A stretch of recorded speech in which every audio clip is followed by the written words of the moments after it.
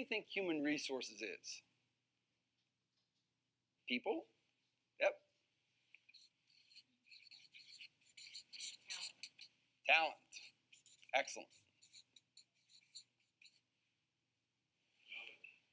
Knowledge. I am a director of sales for a small software company. And I remember having a conversation with my boss about coming. And being a small software company, literally less than 10 employees, his question back to me was, well, Marty, do we really even need HR? And found that in the first 10 minutes of the workshop, we definitely need HR, because HR is so much more than just hiring and firing and what's involved with that process. So when you start to think about human resources or human capital, right, it covers a pretty broad area. It covers a significant number of things inside your organization. And a lot of people, when they start to think about an organization, think about it. You're in discussion with friends somewhere, and you start talking about your company. You typically talk about one of two things. You either talk about the product, there's some new product or new release or some service that's being released, or you talk about what happened inside the company, right? Oh man, they changed our PTO policy. I work for a great individual. That's what you talk about. And all of that happens to be human resources. It's all about people. It's all about the people management practices that you engage in inside your organization. And so what we want to try and do is give you some of those best practices today as much as possible. To me, the most important part was the emphasis that HR is an overwhelming discipline. There's a lot to learn, as well as executives need to know about the importance of HR as a profit center for their organization. So this graphic is pretty important that everybody understands. And a lot of people from the world of finance, from the world of accounting, will typically say, I'm most concerned about the cost of the employees inside my organization. But the truth is that high employee satisfaction leads to high employee loyalty.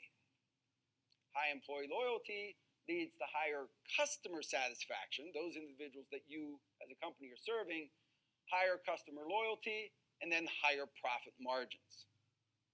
It's a normal continuum. The low road, right, when you think about employee satisfaction, is if you have low employee satisfaction, ultimately you're going to end up with lower profit margins inside your organization. Why? Think about your employees. Those individuals who are not fully engaged in trying to do whatever they can and involved in the business and involved in helping your clients are walking away. Good salespeople can sell anything to anybody. What if you lose that individual inside your organization? What if you lose a really good salesperson inside your company? How long does it take you to fill that gap? They know the clients, they know the market, they know the pitch, they know the processes and systems inside your organization. And they do take the clients with them, unfortunately. That's why in human resources we have non-compete policies. That's why they were created. So the cycle of employment. We talk about retention, right? My dad worked at a steel company for 37 years. By today's standards, he's a dinosaur. A dinosaur. Who stays someplace for 37 years? Why?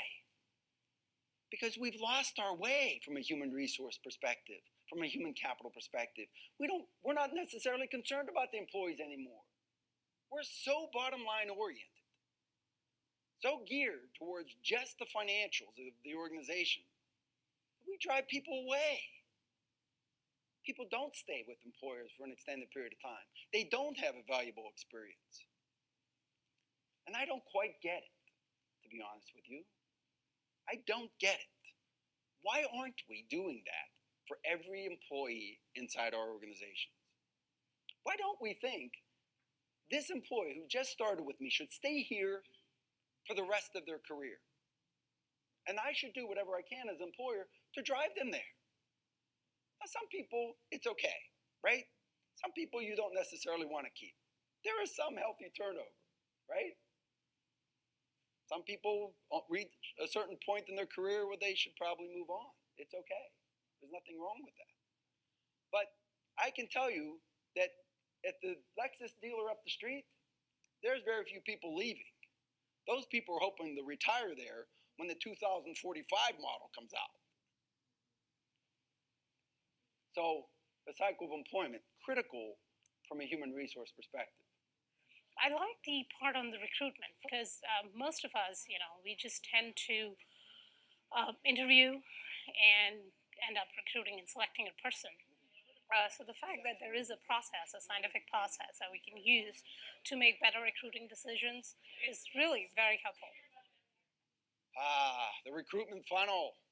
One of the things that's most important to this is that top line in this graph, right? We use this in computer language, right? Garbage in, garbage out. If you're not doing whatever you can to make sure you're bringing exceptional talent inside your organization, you're hiring, unfortunately, bad employees. So you want to make sure that you're doing whatever you can to qualify candidates, screen candidates, assess candidates, and then select individuals. So you've got an opening for a controller. Now, I've never been a controller. I'm not sure I know the difference between AP and AR most days, right? I can tell you, you can't get through an interview with me where I don't know whether or not you're an expert in that job. For two reasons. One is, I've sat with the hiring manager. That hiring manager has defined exactly what they want in that particular role. Second thing is that I have interviewed literally thousands of people in my career. And these set of questions were defined with me by the hiring manager. I'll know whether or not you're lying. I'll know inside of 10 minutes. And the worst thing you can do in an interview with me as an experienced interviewer is lie. And you all should be that skilled. You should all be that qualified. If you're hiring on a regular basis, the behavior interviewing model, and this is what we taught to the partners inside one of the best venture capital firms in the entire country. This is what we brought to them. And as a result, the quality of hires that they brought inside every one of their portfolio companies went from a 10% level to a 90% level. The quality of hires inside their entire portfolio of companies changed as a result of what you're going to see here. I would recommend Dave as a speaker for a number of reasons. Number one, his expertise, his knowledge, his experience, but also how he engages his audience and he motivates them on the topic at hand. You are an employer. You have a responsibility to protect your other employees from the new hires that are brought in. Oh, that sounds pretty bad, right? We're going to protect everybody else because bring new people inside this organization. Oh my gosh, right?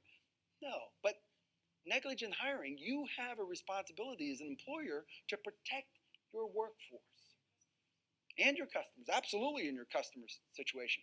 Dave gets right to the root of the issues, and I feel just a little bit more armed in my approach to HR.